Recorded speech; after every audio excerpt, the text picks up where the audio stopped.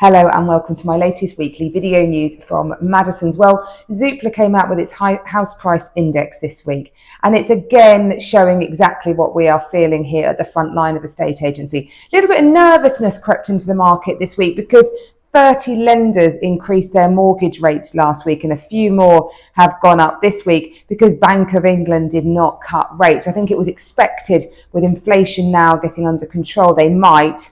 I don't think that was ever particularly on the cards, but hey ho, who knows? Not quite yet anyway.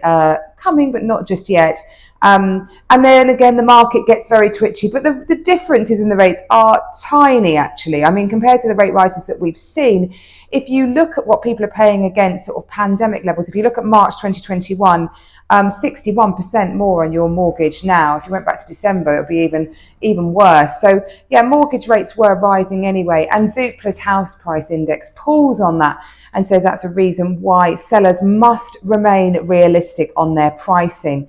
So turnover of stock has massively increased. It's up 10% on last year. So we'll close about 1.1 million sales in 2024 if we run at current levels, which is definitely up on 2023. But prices being relatively held because of those increased mortgage costs. They are meaning that affordability for buyers is staying pretty much the same. It's certainly not as good as it was pre-pandemic levels, partly because of those mortgage rises. About 2/3 means you don't have as much buying power as you did back pre-pandemic, but a third also due to rising house prices. Stuff's just got more expensive. And they're finding that here in the southeast, we are seeing the biggest kind of instability around prices because of that affordability issue. So we saw some big increases and then some decreases down again. So yeah, price is not massively going up. You'll just sell a bit quicker if you price correctly in this market. And if you create a competitive interest, you might drive your price up a little bit. So yeah, good stock that we take to market priced well will sell quite quickly. We're still in a period of economic instability, really. I mean, there's a lot of kind of turbulence around in the market, so it's not unusual to see markets calming at these times, but we are still boomingly busy. I can't tell you how busy we are, which will probably be music to Jeremy Hunt's ears. The latest stamp duty receipts figures came out, 4 billion down in the last 12 months, as a reflection of those much lower number of transactions. So lots of calls for him to do more about stamp duty again. But let me tell you now, we are never going to see again what we saw in the pandemic, where it was a blanket reduction applied across everything. He'll go to first-time buyers, if anything. Currently, 250,000 of the purchase, the first amount of your purchase price is tax-free. Might raise that to 300, but that's all he's going to do. So please don't hang on thinking let's wait and see on the basis of some massive stamp duty decrease. I just don't think it's going to happen because the market is doing well. He'll be looking at all those indicators thinking, yeah, transactions are way up again, so we'll be fine. But let's just help those first-time buyers out because it's a really great vote winner. Talking of voting, gosh, I'm doing a lot of good segueing today, aren't I? That wasn't planned, I promised you. Of course, Mayor of London, the voting starts today. It's Thursday. I'm recording this a bit later because I've had a dodgy mic, so apologies for everybody who's been putting up with the dodgy mic that I've had. I've got a new one. I'm hoping it's going to work.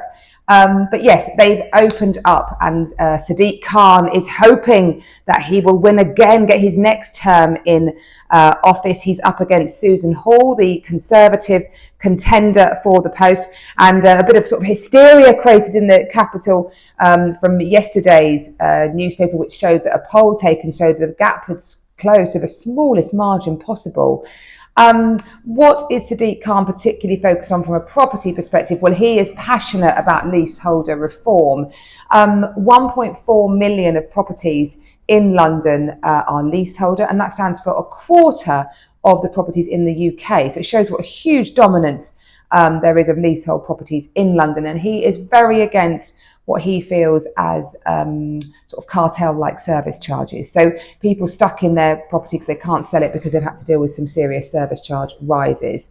So he's all over that. There's obviously been a lot going on with cladding, trying to sort out following the Grenfell disaster. So when you've got a leaseholder and a certain rise of building, it's complicated. You can have a thing called a relevant building comes into play. It's quite interesting if anyone wants to talk to me out to get my head around it. recently, but who takes the responsibility for sorting that cladding out? That's what it's all about. So he's passionate about trying to sort all that out and sort out leasehold reforms on service charges. Let's see what the vote brings. By the time you get this, it'll probably all be done, and I've lost all my any sense of anticipation with this vlog, but who knows. We've been taking lots of lovely properties to market. How about this great one at Great Courtland? It's on at a guide of 900,000. Really beautifully presented, and got a great garden, actually, really good size. The current owner's done some extension work to it, and you could do more to the kitchen if you wanted to create a really lovely big open plan kitchen diner. But great address, quiet cul-de-sac, heart of Langton Green. And this great one we've got at Wallace Close.